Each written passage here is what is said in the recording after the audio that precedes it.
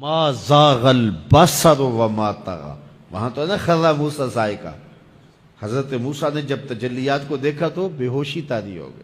اور یہاں کیا سورہ نجم اٹھائیے نا کہ پھر وہ قریب ہوا، پھر وہ قریب ہوا، پھر اس نے جلوے دکھائے نا، تو فرمایا اَفَتُمَارُونَهُ عَلَى مَا يَرَى، تم اس بات پہ بحث کر رہے ہو کہ اس نے دیکھا کہ نہ دیکھا. وَلَقَدْ رَآهُ نَزْلَةً أُخْرَى، سنو پھر اس نے ایک بار نہیں دو بار دیکھا. تم ایک بار کے بارے جھگڑ رہے ہو، اس نے پھر دوبارہ دیکھا، اس نے بار بار دیکھا. آگے ذرا دیکھیے، قرآن بتاتا ہے جو آنکھ نے دیکھا دل نے اس کی تکذیب نہیں کی، دل نے کہا یہ وہی ہے.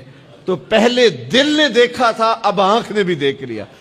اب میں آپ کو ایک جملہ کہنا چاہتا ہوں، شاید آپ نے کبھی نہ سنا ہو. معراج کیا ہے؟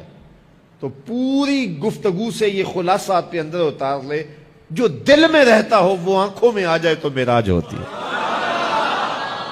جو دل میں رہتا ہو، درد بن کے رہتا ہو، جس کی اڈیک ہو، جس کی آس ہو، جس کی امید ہو، جس کے لیے تڑپ ہو، جس کے لیے بے چینیاں ہوں، جس کے لیے اضطراب ہو، جس کو دعاؤں میں مانگا جائے، جس کو تمناؤں میں طلب کیا جائے، جس کے لیے منتیں مانی جائیں، جس کے لیے وظیفے پڑھے جائیں، جو دل میں رہتا ہو جب آنکھوں کے سامنے آ جائے تو صحیح تو معراج کہتے ہیں.